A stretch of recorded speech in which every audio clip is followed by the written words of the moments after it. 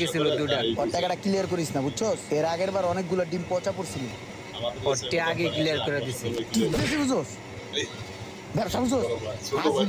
ওর টাকাটা দিয়ে দিছিস, হয়তো ক্লিয়ার হয়ে গেছে। এখন আর পচা ডিম ফেরত দিব? মাথা মোড়া, সবাই টাকা দিয়ে দাও। দোকান যাবো চাঙ্গে।